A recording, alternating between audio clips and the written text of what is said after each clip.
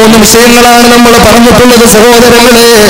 4ാമത്തെ വിഷയം എന്റെ ചെറുപ്പക്കാരാ, എന്റെ യുവതിയുവാക്കളെ ഗൗരവത്തോടെ ചിന്തിക്കണേ.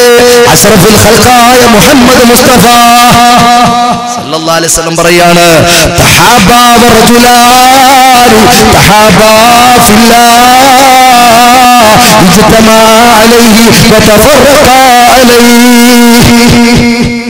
2 സുഹൃത്തുക്കൾ, 2 കൂട്ടുകാർ, അവർ നല്ലതിനു വേണ്ടി ഒരുമിച്ച് കൂടുക, നല്ലതിനു വേണ്ടി വേർപിരിയുക.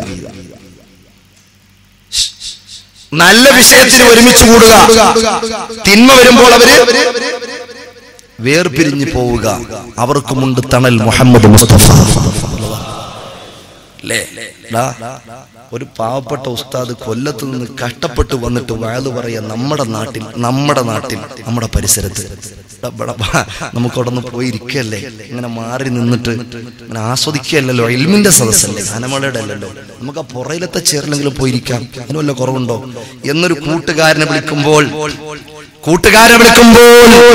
ആ മറുപടിക്ക് ഉത്തരം കൊടുക്കുന്ന കൂട്ടുകാരനാണോ അർശിന്റെ തണല് കിട്ടും മുഹമ്മദ് മുസ്തഫ.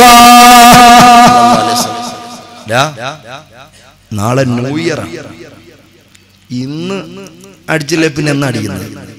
ഇന്ന് രാത്രി 12 മണിക്ക് ഒന്ന് കസറിയില്ലെങ്കിൽ പിന്നെ എന്നാടാ? ഇതൊക്കെ ഇപ്പോഴല്ലേ പറ്റൂ. അതൊക്കെ തൗബ ചെയ്യാൻ സമയത്ര എന്തൊക്കെ മസലാന്നറിയാവോ? മനുഷ്യന്മാരെ തെറ്റിലേക്കും തിന്മയിലേക്കും കൊണ്ടുപോകാൻ എന്റെ പ്രിയപ്പെട്ട ചെറുപ്പക്കാരാ, ഒരല്പം ഈമാനിക ആവേശത്തിൽ ജീവിച്ചു പോകുന്ന ചെറുപ്പക്കാരനപ്പോ നരകം വാങ്ങിക്കൊടുക്കാൻ നടക്കുന്ന വൃത്തികെട്ട കൂട്ടുകെട്ടുകളെ കണ്ടറിഞ്ഞുകൊണ്ട് പ്രവർത്തിക്കണമെന്ന് അഷ്റഫുൽ ഖൽഖ് മുഹമ്മദ് മുസ്തഫ.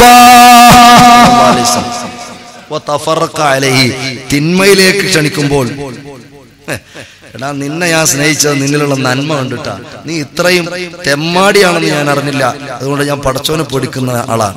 നിനക്ക് പോകാം, നിന്നിലുള്ള നന്മയ്ക്ക് ഞാനുണ്ട്, തിന്മയ്ക്ക് ഞാനില്ല. ഇന്ന് സിനിമ റിലീസാ, ബാല്യകാല സഖിയാണ്. അതുകൊണ്ട് അതൊക്കെ സംഭവം അങ്ങനെയൊക്കെ മമ്മൂട്ടി നിൽക്കുന്നെങ്കിലും സംഭവമൊക്കെയാണ്. നമുക്കൊന്ന് പോയി നോക്കുകയല്ലേ, ജുമ്മൊക്കെ പിന്നായിരുന്നാലും പറ്റും. ഇതങ്ങ് കഴിഞ്ഞു പോയാ പിന്നെ എന്താ ചെയ്യുക? അവനോടൊപ്പം സഞ്ചരിക്കുന്ന കൂട്ടുകാരനാണോ അവന് നരകത്തിലാ, മറിച്ച് അവനിൽ നിന്നും വേർപിരിഞ്ഞുകൊണ്ട് തിന്മയുടെ വിഷയം വരുമ്പോൾ വേർപിരിയുന്ന കൂട്ടുകാരനാണോ അഷ്റഫുൽ ഖൽഖ് പറയുകയാ,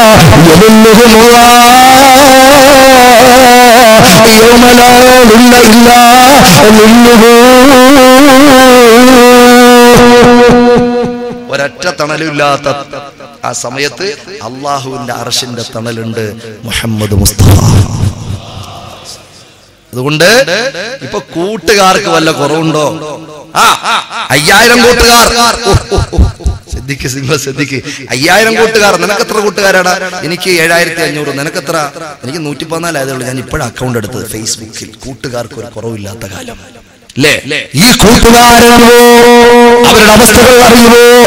എന്റെ പ്രിയപ്പെട്ട സഹോദരങ്ങള്, കൂട്ടുകൂടാൻ കാമുകമാരെ തേടി അലയുമ്പോ ഫ്രണ്ട് റിക്വസ്റ്റ് കൊടുക്കുന്ന ചെറുപ്പക്കാരാ, ആ കൂട്ടുകൊണ്ട് സ്വർഗത്തിലാണോ പെണ്ണുമോനെ പോകുന്നത്, അതോ നരകക്കുണ്ടിലാണോ?